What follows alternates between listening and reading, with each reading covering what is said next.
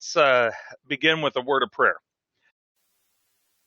Thanks for this day and the opportunity to gather together, knowing that you are always with us. And Lord, as we look forward to graduations and kids going off to college, we pray your blessing be upon this exciting time. We know, Lord, that so much awaits them, but there are so many things that Satan places in their way to try to lead them away from your love and faith in you. Oh, Lord, we pray that those strategies we have to help prepare our children as they leave the nest, that you would bless these efforts and those kids as they go off to adventures. Lord, we pray for Pastor Zill as he leads us today, and pray that you would gather us all together to do that work which you would have us do in your church. In the name of Christ we pray. Amen. So without further ado, I turn the microphone over to Pastor Marcus Zill, who is LCMS or Director of LCMS Campus Ministry in LCMSU. Pastor Zill, take it away. Hey, great. Thank you, Todd, and welcome to you, Phil and Jeff, and anybody else that joins us here. Many thanks to everyone for their allowance of me pushing this back a week. It was originally scheduled for last Thursday, and I found myself in a bit of a pickle. I was stuck in San Antonio, needed to get to Milwaukee, and found out at the last second that my oldest son, the musical in which he was in a leading role, he was only going to be performing on certain nights. And so the only chance that I had to get back to see his musical performance in a lead role had to be last Thursday. And so I had to be traveling during the day. And so thank you. If it caught anybody off guard, I apologize for that.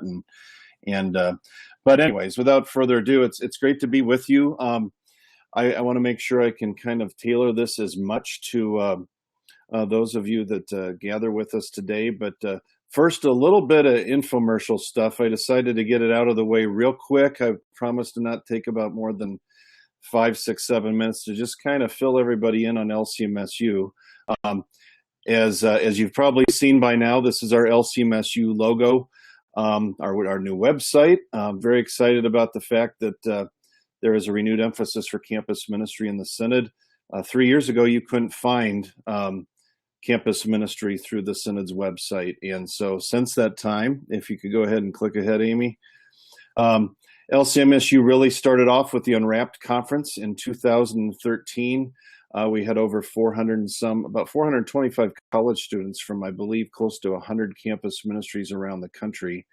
And it was a watershed moment for us because we hadn't had anything going on in the Synod for I guess maybe about 12 years. In 2002, the Synod lopped off its campus ministry department, unfortunately, and left a lot of us to kind of be on our own. And there were a lot of us holding it together with duct tape and a variety of organizations, Mission Society through World Relief and Human Care, Christ on Campus through Higher Things, of course, the International Student Mission Outreach folks and others. But you can go ahead and click through about every 5 seconds. These are just a couple pictures from Unwrapped. You can keep going. Just to give you an idea, this was it was a wonderful thing. You can maybe pause here for just a second. We unveiled the logo at the Unwrapped conference. The LCMSU logo is really kind of a fresh coat of paint on campus ministry. After all this time of kind of being separate, we decided that it was worthwhile to perhaps have a new thing to kind of rally around. And of course, the old name Lutheran Student Fellowship. There are, I think, 7 campus ministry organizations with the generic name Lutheran. And as much as we're proud to be Lutheran and, of course, want to certainly invite others from other denominations to join us, the bottom line is that it was beginning to get a little bit tricky on our college campuses to simply have Lutheran Student Movement, which is ELCA, and Lutheran Student Fellowship, which was LCMS, and constantly having to redefine that Lutheran Student Fellowship is the LCMS group. And so LCMSU is the fresh coat of paint. 2 years later, just this last spring, we had the Taboo Conference. I'm sure you've heard about it. The word's been getting out all over the place. A little shy of 500 students attended that. We tackled marriage and sexuality, homosexuality, transgendered, all sorts of other issues, the types of things that we generally don't like to talk about in the church. but it was very, very well attended, even by even drew a LGBTQ protest, which actually turned out to be a good thing, as we had the opportunity to arm several campus pastors and a couple of female student workers with some hot chocolates and go dialogue with the LGBTQ protesters. And so had a little bit of a chance to practice what we preach. And of course, if you're going to put on a conference where you talk about such things, you shouldn't be surprised if you get a little pushback from the world. So anyways, next slide, please. There's just a scene, a couple more pictures. You can go through these pictures. There's some students being kind of goofy at St. Louis University. But real quick, let's pause right here. What does the future hold for LCMSU? So in short, let me just fill you in on a couple of things. Obviously, LCMSU is the collection of the chapters that we have. All campus ministry is ultimately local, and campus ministry has always taken place. But these are exciting times for the future of campus ministry. Next slide, please, Amy. These are just a couple of things that are coming up down the pike, and I might spend a couple minutes here on this slide. In the process of issuing a second edition, probably in the next year, of the college student devotional book that CPH has produced, and we are going to make it kind of a co-branded thing with LCMSU. Redo some of the resources, expand it a little bit, put some apologetics helps, some tips and thoughts for evangelizing other students, kind of Q&A type things, a little catechism of things that you can work through with those who are unbelievers on campus, a lot of apologetic and evangelistic tools. And so we're hoping that becomes quickly like the book that every college student needs when they head off to college. So that's going to be a tremendous resource to arm our college students when they go off to college. Worldview boot camps. This is probably the single biggest thing that we're going to be doing going forward in terms of campus ministry by my estimation. And it has nothing to do with college students, but has everything to do with those who are about to be college students. Our goal is simply put to target juniors in high school and maybe seniors who miss out on this when they're a junior. We hope to put on some 30 to 35 boot camps, kind of weekend retreats around the country, where the design is to get juniors in high school together, have them a chance to bring in a great speaker, an Adam Francisco type, maybe a Gene Edward Veith, somebody that can talk about worldviews, the world that they're going to step onto when they walk onto a college campus. We're working with CPH to develop not only a devotional book, but perhaps the one book that every college student needs to prepare themselves in terms of the worldviews that they're going to face on campus. But the goal is to get all of the local campus ministry together in a certain area. Now, if you're a high school junior, you haven't decided where you're going to go to school, but there's a good chance that you might go to one of those in the area. So the goal is to get all the stakeholders together, make it fairly cheap, bring in CPH with some resources, and engage the Concordia University systems so that they have representation too, as well as getting our campus ministries involved so that everybody that is at stake in caring for where these college kids end up going to college and how they get prepared, and see up front, kind of instead of waiting until college students as a freshman and the campus pastors run around and try to track them down. Yeah, you're breaking up. Okay. Hold on just a second and see if your computer can catch back up, because I think your camera is lagging you behind a little. Okay. Do I sound all right yet? No. We all right now? Yep. Okay. Well, but the goal here is really to get everybody involved, including students, interconnected long before they show up to college. Really, I'd say the first 6 weeks of one's freshman year is absolutely paramount for the habits and that a young person gets into. And we would just as soon make sure that we have as much time as possible to connect with our young people before they show up on our campuses. Wouldn't it be wonderful if perhaps a couple girls meet at one of these things? They don't know where they're going to go to college, but they stay in touch in terms of social media and whatnot. And even though they're 4 or 5 hours apart, They just figure out that they're both ending up going to the same college. And the next thing you know, they end up as roommates as during their freshman year. Now they've got a built-in partner to go to church with on Sunday morning. So anyways, I'm really excited about that. It's kind of a new idea. Instead of waiting for campus ministry to take place when people show up, we want to kind of help before, a couple of years out before they ever even show up. We are in the process of building a congregational toolkit of resources that we hope to send to every congregation in 2017. It may get done earlier. If that happens, we'll send it out earlier. But the opportunity, what we want to do is help train congregations how to kind of adjust their thinking a little bit in terms of what they can do to help connect their kids, some of which we'll actually talk about today. And last but not least, there's a lot of opportunities for young people to serve. We're in the process of setting aside about 5 or 6 locations for servant events just for college students during winter break, spring break, perhaps some summer opportunities, as well as some specific geo-mission opportunities for them to kind of whet their appetite for potential missions. So next slide, please. The next thing that's coming up down the pike, coming in July 2015, we're going to have our very own radio broadcast on KFUO called the Student Union. It's going to be a weekly show. We'll probably be hopefully downloaded a lot, podcasted and such. Hoping to have guest students, guest professors, people that were at the Taboo Conference to hear a little bit about what's going on out in the field on our college campuses, talk about religious liberty issues. It'll be a little bit of a variety show of things related to the college experience from a Lutheran perspective. As the Student Union on campus is a place to meet, we thought that would be a fitting title for a radio program. So next slide. That's a little bit of just kind of a basic infomercial. The last thing to point out, and of course anybody that's interested in helping to prepare young people to go to college needs to know how to find where our chapters are at. So how can you connect with our campus chapters? Next slide. Real simple. You go to the website, lcms.org/LCMSU. You click on the Find a Chapter section in the bottom center point there. And next slide. And there's 2 opportunities. There's the LCMSU campus map and then LCMSU campus link. Campus link is a place where you look at the map and you go, I don't see a place there. What am I supposed to do? Where am I supposed to send someone?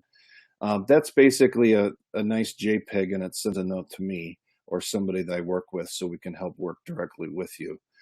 Because truth be told, we don't have intentional campus ministry taking every place. Wish we did, hope to in the future, but there are some holes out there. Next slide. But this is the campus map, and of course, you click on any one of these icons, you can see where our chapters are. We're going to see this flesh out quite a bit in the next couple of months as people get ramped up for heading back to school. Next slide. So why does LCMSU exist? Next slide. It's real simple. College is tough. We wouldn't be having this webinar today if college was such an easy thing. We didn't have to worry about what would happen to our young people when they head off there. So college is tough. They need Jesus. We're here to help. So that is the goal. Next slide. Nope, just the last chance to see the logo. And our website in case you need that. So on to the topic of today, preparing your grad for the next step. Next slide, please. Now, what's at stake? Why are we having this discussion? Next slide, please. There's a lot of reasons. Most of the things that usually come to mind when we talk about preparing for the next step, we're concerned about our son or daughter or youth in our congregation as they're getting ready to choose a career path, finding a job, which may or may not be the same thing, finding a spouse. As we all know, it doesn't take much. We could talk about that forever. The concerns that moms and dads and grandmas and everybody has to help their young person find a future spouse that is not only a Christian, but if at all possible, a Lutheran. That's becoming harder and harder to do. So we want to create opportunities for that. And of course, there's a great deal of transitioning just out of the nest in general. I've got a junior in high school and a freshman, and starting to think through these things myself of life isn't going to be the same. We've kind of gotten in this rut. We kind of plow along. We do what we do. We go to church. We go to school. We play baseball, whatever we do. And the next thing you know, boom, there's this giant jolt where this transition to independence and out of the home begins. Next slide. Now, of course, it's an exciting time going to college, but these are some sobering statistics. 30% of college students are diagnosed with depression while they're at college. I actually think that's a little bit low. I see it all the time. I've seen an increase in especially young ladies that are cutting all the time. 50% will drop out before receiving a degree. Part of that is because I'm not convinced college is for everything. I think we sometimes just assume that thou shalt go to college. And some people just, it isn't their thing, but there's a lot of pressure. 64% will graduate with serious amounts of debt. And of course, the economy being what it is, isn't entirely all that helpful. 40%, the statistics demonstrate, will stop going to church while they're at college. 20% to never return. I actually think that that's way, way, way low. This was, I believe, from some sort of a Gallup poll or such. But 20 years ago, when I decided I wanted to be a campus pastor, one of the foundational reasons was some statistics that I had heard, and that was that 90% of our Lutheran youth, pan-Lutheran, this is a pan-Lutheran study, but 90% of our confirmed youth are no longer in the church in any appreciable way by the age of 25. That was when I decided that I got to do something about this. This is not acceptable. And so the college years are a black hole. It's a tough place to be. Next slide.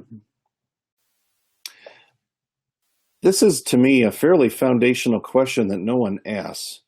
Is college for me? And I want to stay here just for a second to just talk about this. And the reason is this. The title of this webinar is Preparing Your Grad for the Next Step. And most of us simply assume that that next step is going to be college. I'd say for probably 85% of our young people, that's what it is, or that's what the assumption is.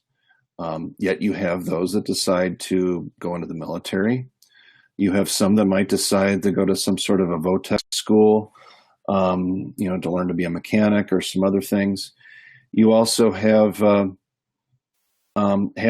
professions where, frankly, it isn't necessary to go to college. A college degree isn't worth what it used to be, unfortunately. And this is, it's interesting, and not to talk politics here, but we have someone, one of the top 3 or 4 people leading the pack on, at least on the GOP side of things, that didn't finish college as a high school diploma, as his highest degree. You have people like Rush Limbaugh and others, people that have risen to the highest place of their profession who never went to college. And I'm certainly don't misunderstand. I don't want the rumor getting out that, wow, the campus ministry director says you don't have to go to college. That's not my point.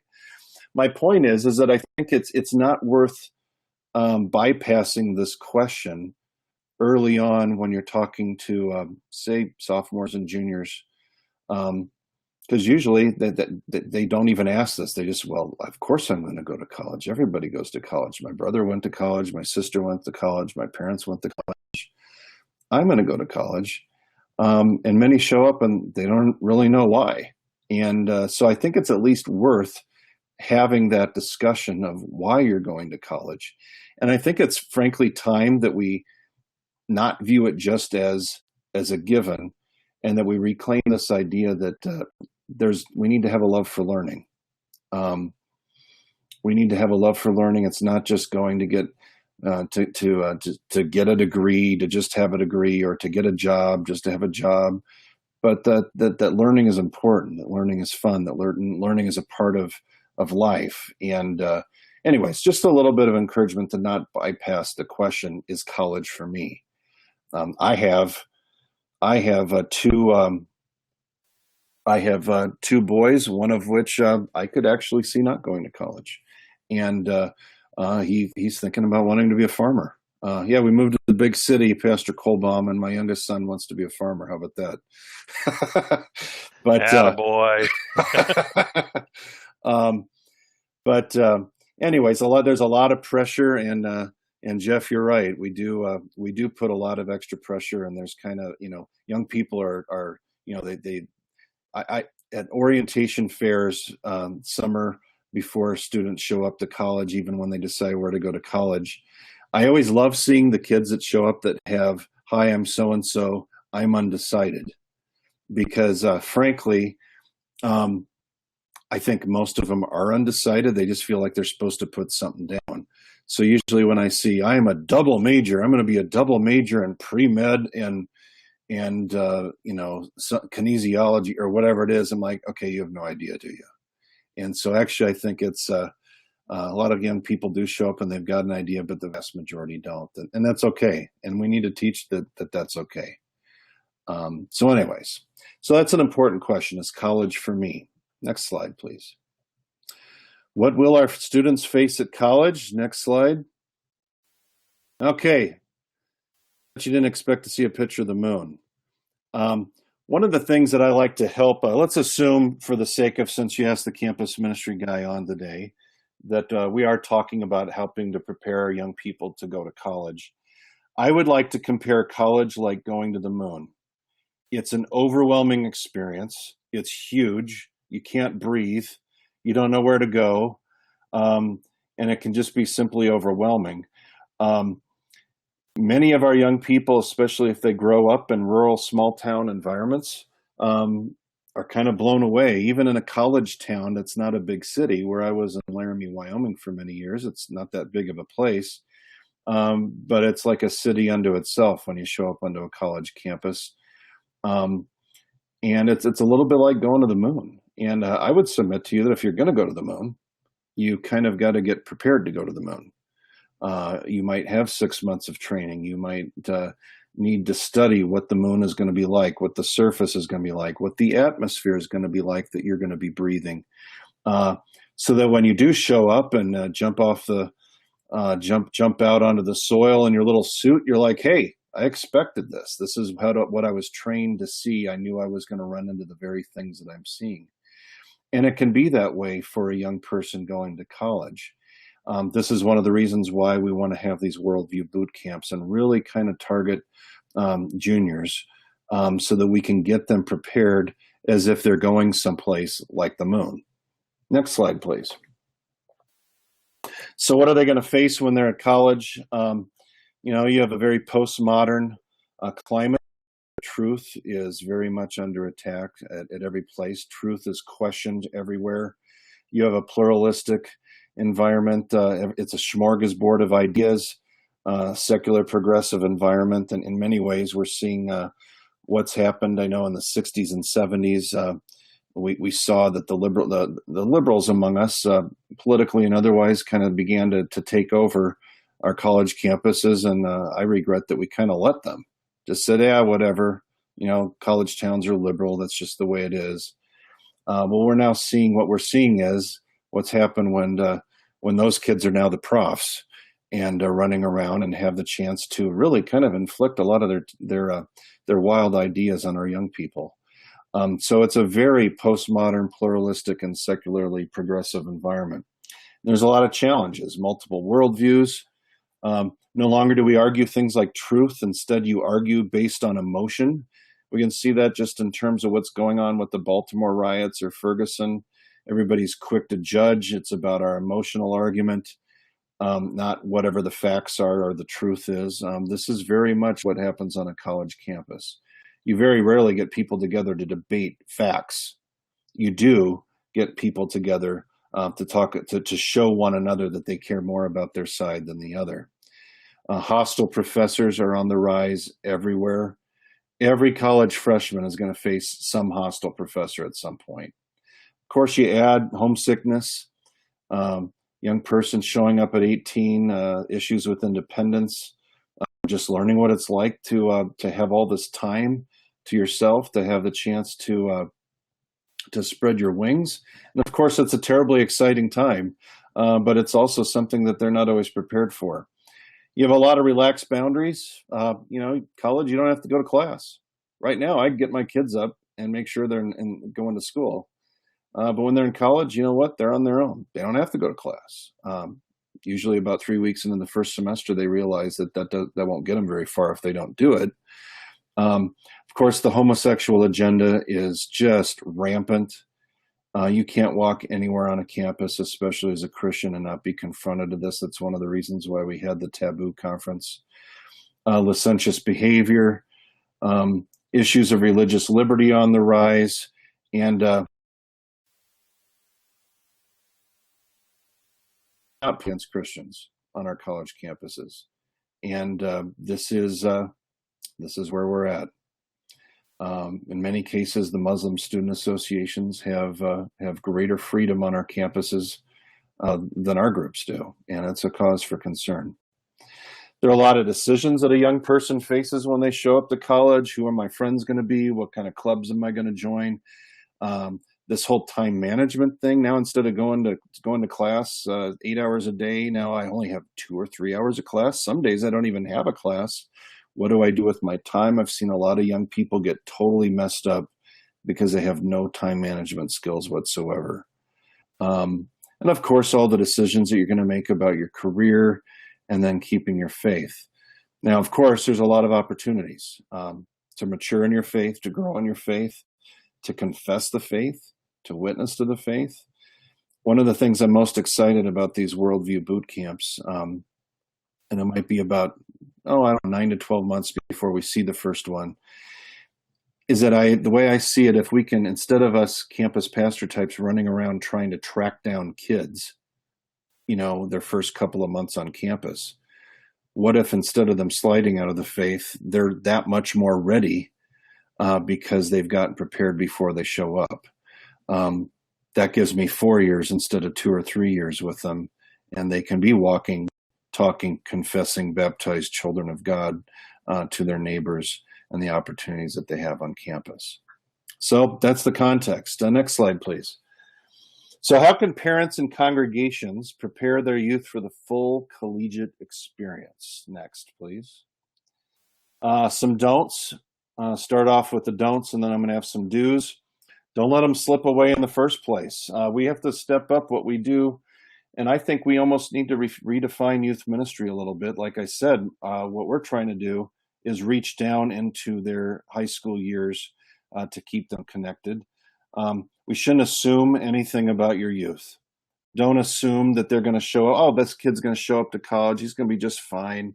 Don't assume that. Also, don't write off the kid that's going to go off to college that you're concerned about, because they may actually shine. It's a jolt in every direction for every young person that goes off to college. The issue is we need to stay with them and we need to prepare them. Don't pit youth ministry versus the church. Frankly, a lot of times what we give our young people isn't, what's going to prepare them for what they need when they're in school. And frankly, what they need more in school, more than anything, more than fun activities or anything else that some of our campus ministries engage in, which is great, what they need is what they have at home. They need to hear God's word. They need to receive the sacrament. Young people at college recognize all the more that, I've been taking church for granted. I really, really need it. Don't bait and switch them during their junior high and high school years. Give them, teach them the faith straight. I mean, they're going to the moon. They need to know what the moon's going to be like. They need to know what it's like out there, and they need to have kind of a toolkit to be prepared for it. And so, as I've always said, don't set the bar too high. I have great confidence in the young people today. They will raise their thinking up to where we want to take it. And so I think it behooves us to do that. Don't think as long as youth are having fun while they're in high school or whatever, they go bowling, they do whatever, killing zombies at a Halloween thing, all great fun. By all means, we need to kill as many zombies with pellet guns as we can. But as I always say, pizza's great, but it's not the gospel. We need to make sure that they know and understand and appreciate the gospel. Don't shield young people from the problems of the world. your congregation, real life. I think sometimes the best laboratory for them are the current events that they see around them, talking about race relations right now, talking about the LGBTQ issues. They face this stuff. We just can't afford to save the serious stuff for later, because there is, later's now. I guarantee you, whatever age that any of you think your young people are getting confronted with stuff in high school, if not junior high and elementary school, they're probably hearing about stuff 3-4 years long before you even in your wildest dreams think that it's coming across their thinking. So anyway, some do's. Do the best that we need to do the best we can at the things that we're already given to do. Our own education and catechesis, our worship life together. I can't encourage you enough to tackle sexuality issues and topics. I will never forget how incredible these young college students were at Taboo. I had so many people tell me, I can't believe you're going to talk about this stuff. I can't believe you're going to do this. And I have never seen, I fully expected it, but they were dead serious about every topic and addressing it straight on.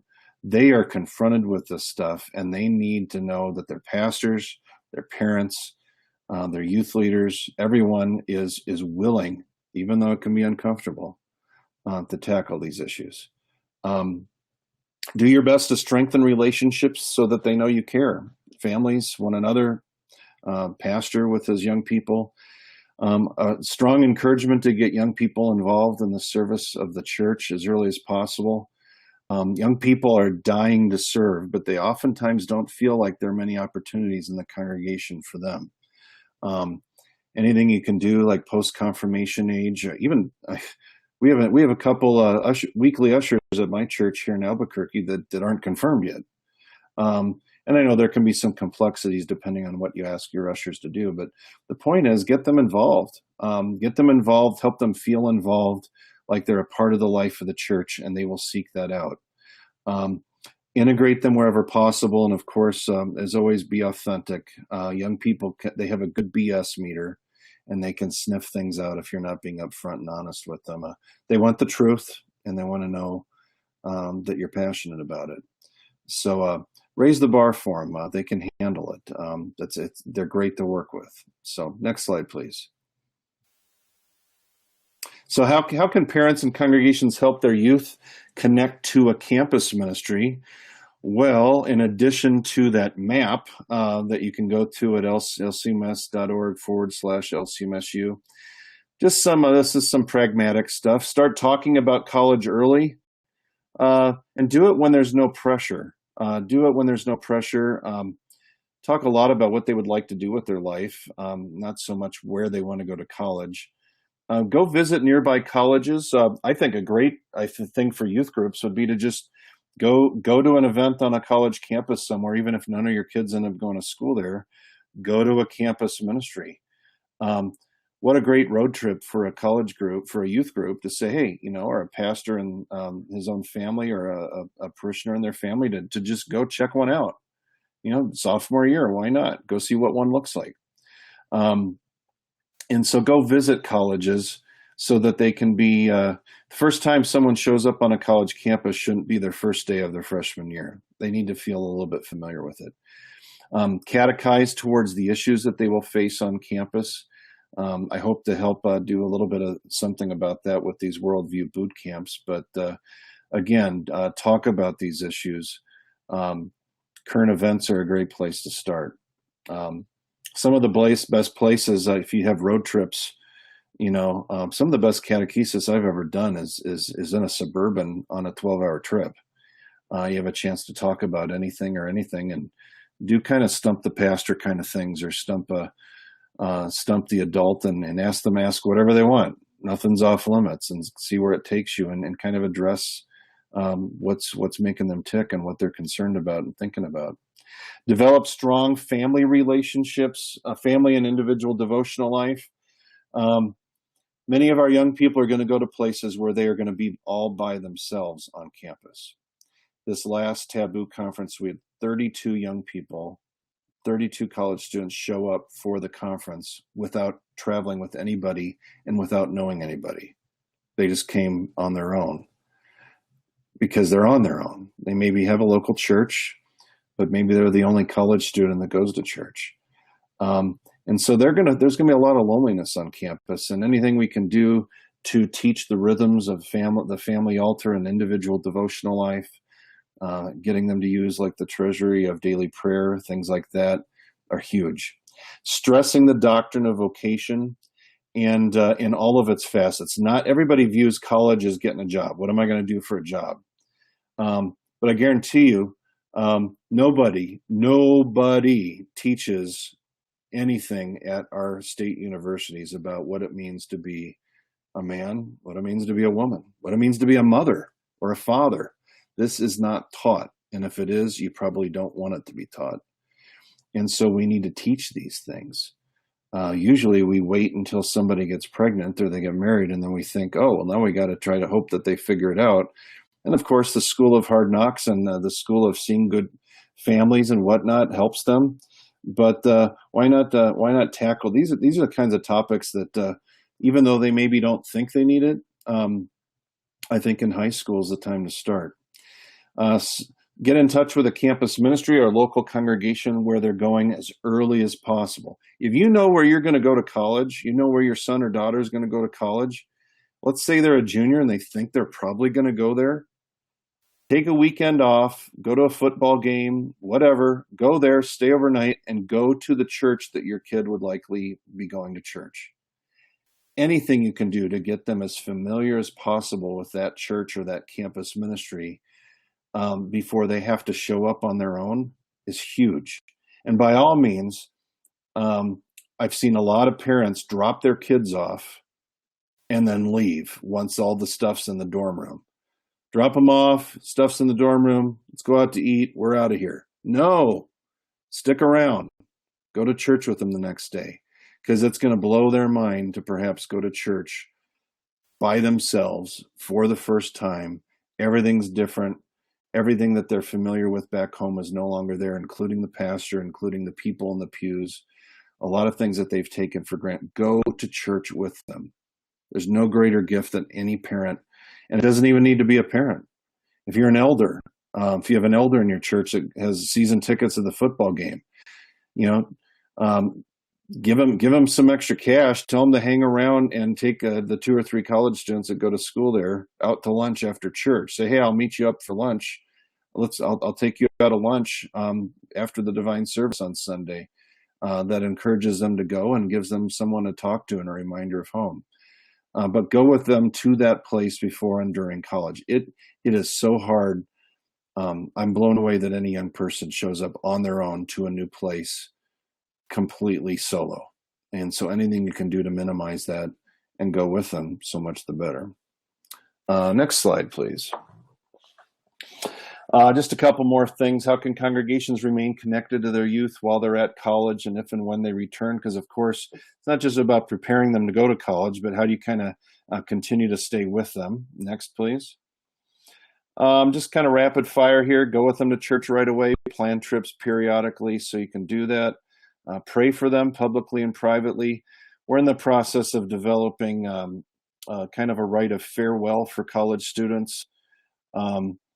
When they head off, leave high school, as well as one when they leave college, if you have college students in your area and they're getting ready to graduate, some things of that nature. Reminders from home, their church, their pastor, their youth worker. Care packages are still awesome.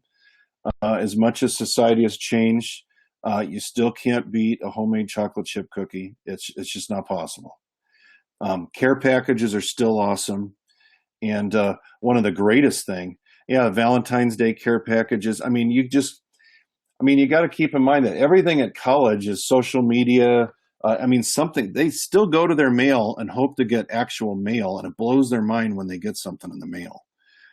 So care packages are huge. We are also going to we're going to eventually have LCMSU care packages. So that's on the horizon too, for those that would just like to pay to have them sent. We're going to kind of have like a semester book of the semester, where we're going to say, hey, don't just studying isn't just for isn't just for the classroom, and we're going to incorporate that into the radio program and podcasts and some other things, forums online, so that they can kind of study through like a C.S. Lewis book or whatever together. So wherever they're at, everybody in LCMSU that wants to is tackling one of these things together. But care packages are still awesome, absolutely awesome. Again, encourage members to go visit students and take them out to coffee or lunch. I know I had a pastor in Wyoming that used to drive 7 hours every September, have somebody fill in for him at church, and he would quite literally take all of his 4 or 5 students out to supper that night and show up to church with them at our campus ministry. And I can't tell you what kind of an impression that makes on a young person, that my God, my pastor still cares about me. Little things like, as a pastor, we got a couple pastors on the line, or if every congregation had one elder that was kind of like it's their job to do this, drop these kids a text. Just say, hey, just wanted you to know I was thinking about you today. I hope you have a great day at classes. Please know that everybody back at your home church is praying for you and loves you and misses you. Little things like that are huge, absolutely huge. Ask them to be involved when they come back at church. The worst thing that can happen is if a young person goes off to college and they come home and people didn't even notice they were gone. So anything you can do to fend that tide is great. All right, next slide, please. A few final tips for parents. Next. Don't pressure decisions about majors. Don't do it. And it's okay to be undecided. It's absolutely okay. In fact, I think it's somewhat healthy. If college is about learning and spreading your wings a little bit and opening horizons, why not have a chance to do that without the pressure of what you want to be? But we're so into, well, Johnny, what do you want to be when you grow up? We start that. I do that with ninth graders. And I don't even think about it. It's okay to be undecided. It's okay to be not sure. The average college student changes, I think it's up to 4.2 times in their 4 years of undergrad. They change their mind anyways. So why put the pressure on them if you don't need to? This is probably the biggest thing. Make church life in college the biggest deciding factor in where they go to school. And I mean that. Make it number one. I don't care what kind of scholarship they have. I don't care what kind of future job opportunities they have. What good does it make what good is it for a young person to gain the whole world and lose their soul? I have, I think, a total of 8 nephews and nieces, all of which were confirmed Lutherans, 7 of which who I believe are no longer Christians. And they all went to great schools. They had these huge scholarships, promising careers, went off, spread their wings, went someplace where they didn't have a decent Lutheran or even any LCMS church, and they didn't have anything, much less a full-blown campus ministry. And the next thing you know, what's the point? What is the point of doing this if they lose their faith? In fact, the one nephew and niece that I have personally that didn't lose their faith decided to take a couple years off and then went back to college when they were a little bit more mature. So go figure. Make sure your teen has a balanced life during high school, because if they have a balanced life during high school, they'll probably continue it when they go off to college. Prepare them. This is really pragmatic. Little things to take care of themselves away from home. You'd be surprised how many of the young people I would see showing up for college. Pastor, I don't know I've never done laundry before. I've been asked to help with stuff like this. Growing grocery shopping. A lot of young people have never gone grocery shopping alone by themselves. So, basic parenting 101 goes a long way to help prepare somebody to fly the coop a little bit. Now, this is kind of a crazy idea. Leave your high school senior alone by themselves for an entire weekend. And I totally mean this. And we'll see next year if I do it myself. But the point is, when they're a senior, like their second semester senior year, before you know it, it sounds crazy leaving them by themselves, but they're going to be left by themselves for 9 months. You need to give them a chance to demonstrate and show them that you trust them, that they can get up, have breakfast, do their own laundry if they need to do something, and do those types of things. I know it sounds scary. But sometimes the little incremental stuff will go a long way compared to just the full bore. You've never done this and now you're at college. Teach your teens the stewardship of time, talents, and treasure.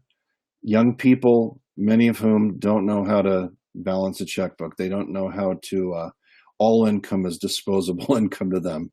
And so they see money in the bank and they don't think, well, how do I need to have a budget? How do I need to set this aside? Little things like that will go a long way. Again, cultivate their devotional life. And the last thing I want to mention, then we'll open up the questions here. Do whatever it takes to demonstrate to them that you will always, always be there for them no matter what. Always.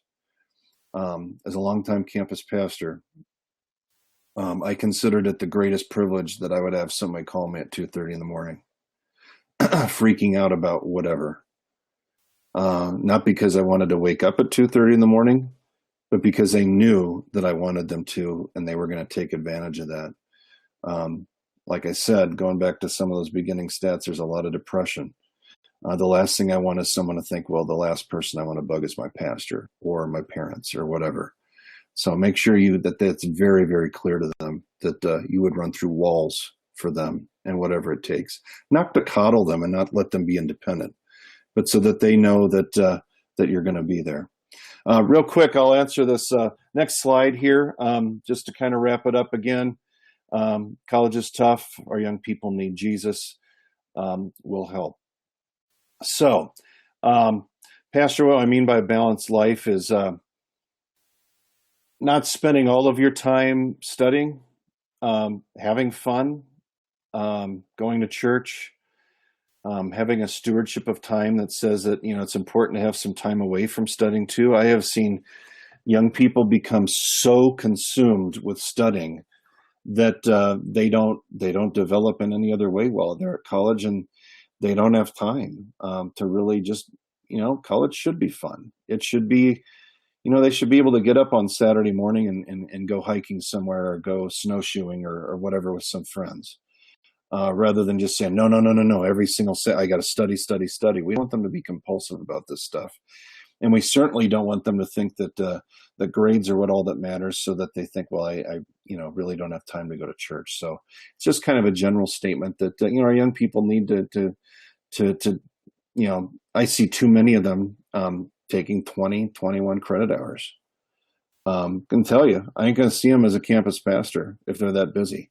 I'd rather them take 5 years to graduate than never get a chance to do anything else while they're at college. This should be a time of wonderment in their life. So, anyways, got another question here. Let's see. I've sent my college kids a book or devotion as part of the LWO care package. What titles do you recommend? Well, this new CPH devotional book, it's still there. It's called Blessings and Prayers for College Students. There's a book called College 101 that they've just redone. It's like stories from those that have attended college. I think a lot of books. I mean, every student should read Mere Christianity and the Screw Tape Letters to know how they're going to. Oops, sorry about that. My computer wanted to get rid of Pastor Colbaum there for a second, but no. The bottom line is. Let's see, The Spirituality of Life. Is it that Gene Veith's book, The Spirituality of Ordinary Life, or whatever it's called? The Spirituality of the Cross, I think it's called. A lot of books of that type are very helpful. I think a lot of tools, the Treasury of Daily Prayer, every college student needs to have that. Every college student needs to have a hymnal. I can't tell you how many times I've gotten a text at night, somebody struggling. I'm like, hey, you know what? The very least, I can't get over there, read the Psalms. Here's a couple hymns. And they're like, oh, I wish I had a hymnal. We have one back home. Well, every college student needs a hymnal. They can't just run to church. A lot of these little resources they take for granted. They need a little kind of a Lutheran resource, a Christian library to have while they're at school.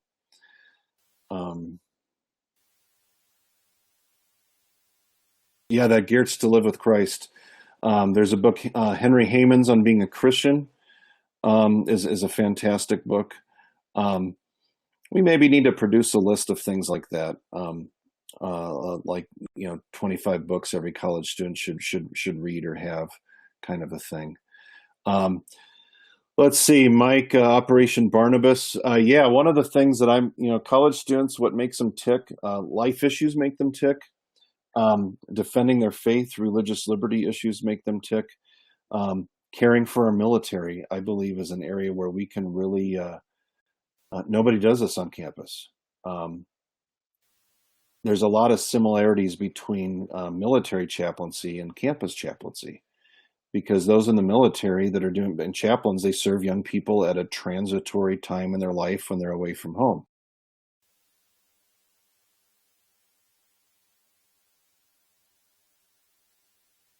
Campus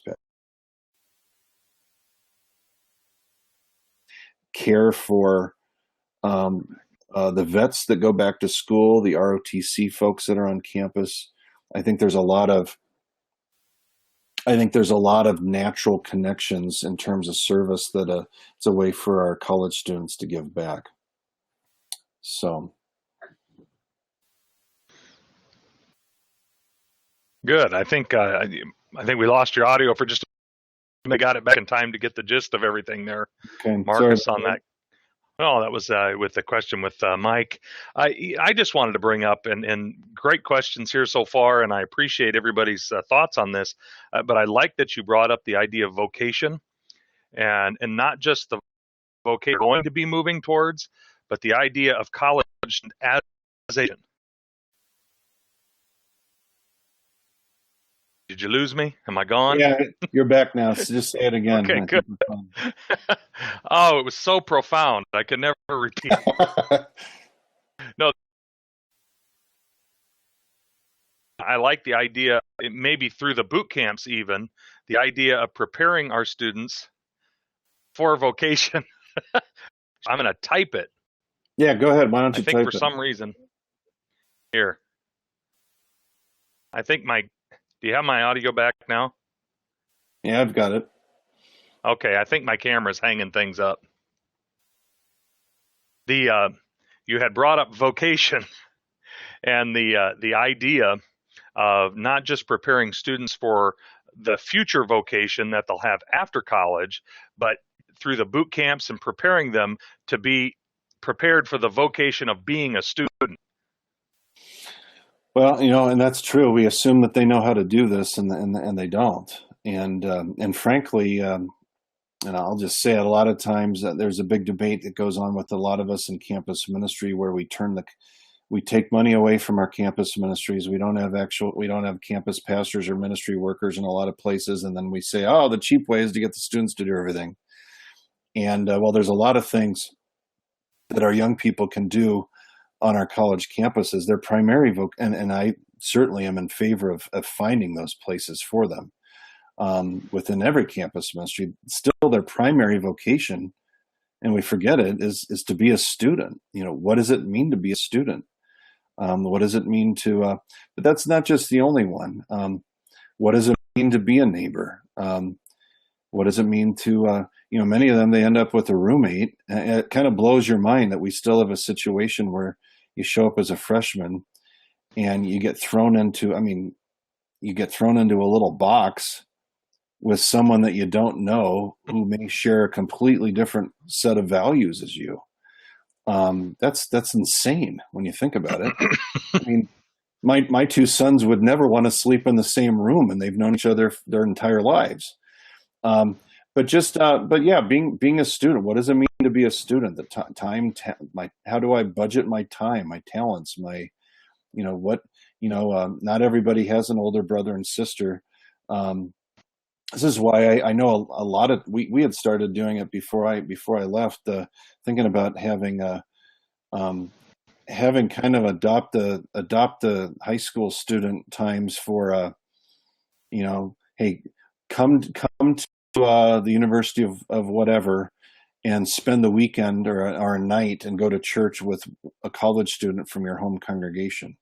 Let's say you have a college student at the University of Kansas, and you have an 8th or 9th, or like maybe a 9th or 10th grader. The juniors and seniors might think it's creepy. Most kids would think, wow, it'd be awesome to go hang out with so-and-so and then go to church with them, see the campus ministry, kind of get familiar with what, get kind of a foretaste of the moon to come.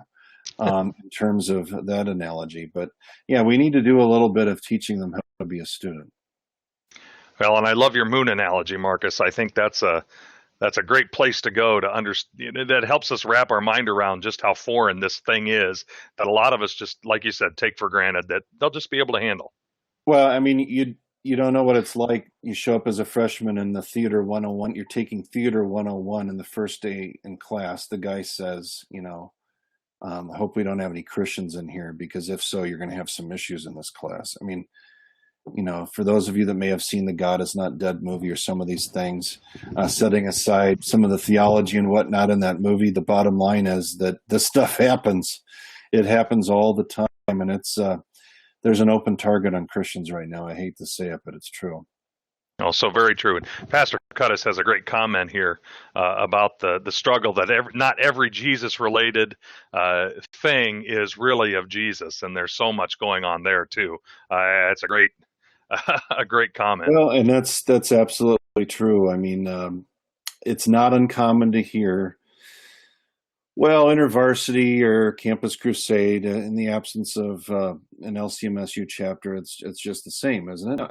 I mean, I've known some kids that have gone to some Navigators and a few of these things, and it makes it tough to be able to say, don't go to that when there's nothing else for you. But they need to be able to be discerning. You have to be able to kind of read between the lines and find out, you've gone to your Lutheran Church your entire life. That's all you've known. And then you show up and people are talking about maybe doing some things speaking some things that sound wonderful and actually are dead true. But you still need to have kind of a discerning eye, and especially an ear. And this is why campus ministry is so important, and why all campus ministry is local. Nothing that I can do at the national level means anything if good stuff isn't happening on the ground where it's needed.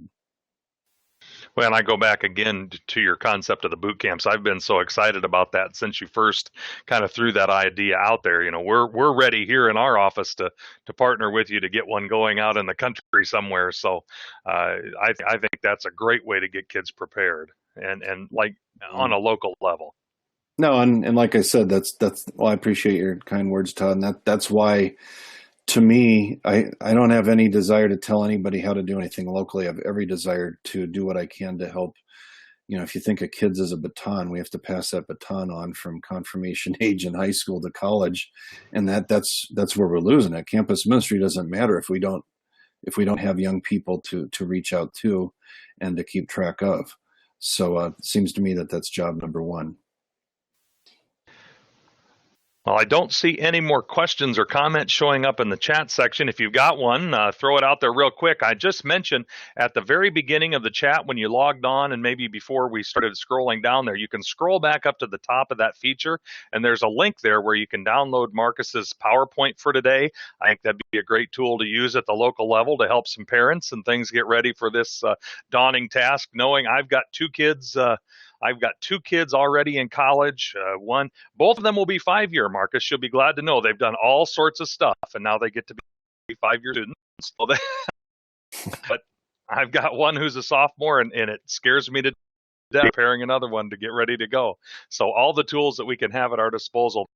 But we can help you out in any way through our office. Contact us. We've got the PowerPoint here. We'll get you in contact with whatever we need to do to help you guys out. And for anybody that down the road here who will be watching this on the archived version, which we have a lot of folks do, I want to let you know too, make sure you get in touch with us or with campus ministry and take advantage of these great resources. Again, thank you, Marcus, for helping us out today and for presenting to us. This has been fantastic stuff. Just a couple of reminders of things coming up here. We've got webinars in the next 3 months. Is it kind of our welcoming series? We've got welcoming publications. Our own Amy Gertz, publication specialist and our project coordinator. She'll be taking that on May 14th. Welcoming Buildings by Bruce Manzi on June 25th, and Welcoming People on July. And oh no, I didn't write the date down. That'll be in July on a Thursday. So we've got that coming up, Welcoming People, and that's Mark Einspire will be putting that on. We also have an Engaging Your Community event up in Emmanuel, Belvedere, Illinois on May 30th. Our Worker Priest Respite Retreat will be July 21st through the 23rd. If you know anybody who is working as a worker priest now, please let us know and let us get in contact with those folks. We've got this great event coming up, and it will be all expenses covered for these worker priests and their families. And we also have our national conference coming up November 5th through the 7th at the Kansas Airport Marriott. And with that, the Lord be with you all as you do those things which He has called you to do. God's blessings to you all. Thanks for joining us today. Thanks, everyone.